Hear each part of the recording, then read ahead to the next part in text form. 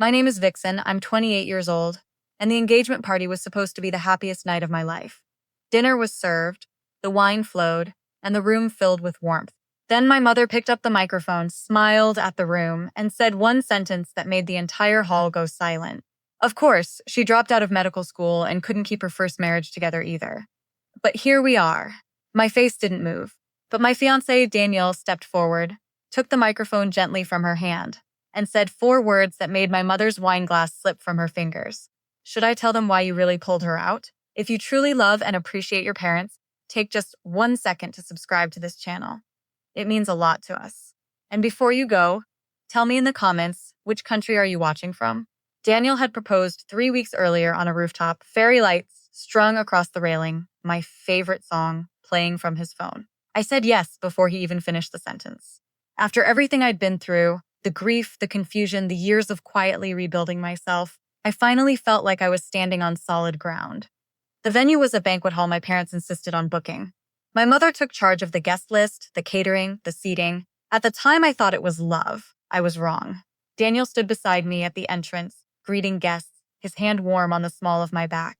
He knew pieces of my past, enough to understand why certain things still made me flinch, but he never made me feel broken for it. Watching him laugh with my uncle and shake hands with my father, I remember thinking, this is it. This is the life I fought for. The evening moved smoothly for the first hour. My younger sister caught my eye and mouthed, "You look beautiful." I felt it genuinely for the first time in years. Then my mother tapped the microphone twice and began to speak. She talked about how proud she was, how wonderful Daniel was. People were smiling. I was smiling. And then, without a flicker of hesitation, she dropped that line about medical school and my failed marriage, like a joke, like nothing. The room went quiet in that specific way that only happens when something truly ugly has been said in public. I felt it like cold water thrown across my chest.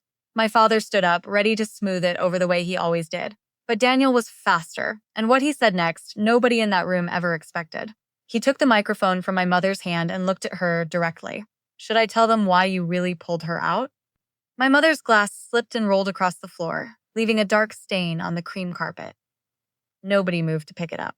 Everyone was watching her face, and her face had gone a color I had never seen before. Not embarrassment, fear. Because Daniel knew. I had told him everything 6 months into our relationship, crying in his kitchen at 2 in the morning. I had told him about the money, about what they had done, about the $127,000 that was supposed to be my future. My mother tried to regain control. Daniel, this isn't the time or place for. He cut her off, calm and quiet. You're right, it probably isn't, but you chose the time and place. Not me. Nobody sat down. Nobody reached for their wine. I stood at the center of that silence, and I felt something shift that had been locked in place for years. I had spent so long protecting them, carrying the weight of what they'd done, while they hosted dinner parties and told relatives I had simply lost my way. Standing there in my engagement dress, in a room they had decorated, I finally understood. It wasn't loyalty, it was fear, and I was done being afraid. I walked forward and stood beside Daniel. I took a breath, and I spoke clearly enough for the whole room to hear. When I was 22, I got into medical school. My grandparents on my father's side had set aside $127,000 in writing, specifically for my education. My parents were the custodians of that account. I trusted them the way you trust people who are supposed to love you more than anyone. By my second year, the money was gone. Not spent on tuition, not invested, gone.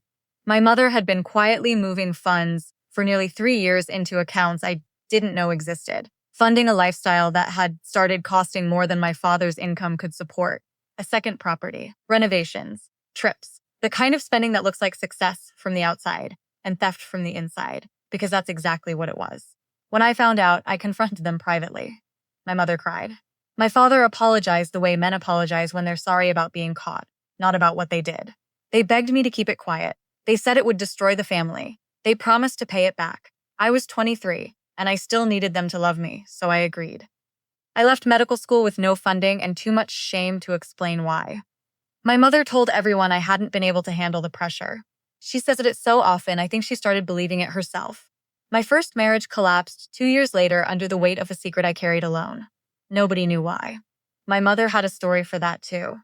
At dinners, at family gatherings, at engagement parties, with the casual authority of someone who decided her narrative was the only one that counted. But Daniel knew the real one. The room was completely silent by the time I finished. My aunt had her hand over her mouth. My cousin put down his fork. My father stared at the tablecloth, and I understood from his stillness that he wasn't going to defend her tonight. Maybe he was tired too. My mother said nothing. There was nothing left to say. Daniel took my hand and held it the way he always does. Not tightly, not dramatically, just steadily. And that steadiness was the thing that finally cracked me open, not in grief, in relief. The kind that only comes when you stop carrying something you were never supposed to carry alone. We left the party an hour later, just the two of us. The night air was cold and clean outside. Daniel bought coffee from a late-night cart 2 blocks away, and we sat on a bench and didn't talk for a long time. Eventually, he asked how I felt. I told him I felt light. He said that made sense. I said I was sorry party ended the way it did. He said the party ended exactly the way it needed to. I don't know yet what happens with my parents. There are conversations still to be had, decisions still to be made about what kind of relationship, if any, I want to carry forward. Some doors don't close. But I know this. I am not 23 anymore. I am not small and quiet and afraid of the story they'll tell if I speak. I have a man sitting beside me on a bench at midnight who already knows the worst of it and chose me anyway. I have my own voice back. And after everything, that is more than enough to build a life on.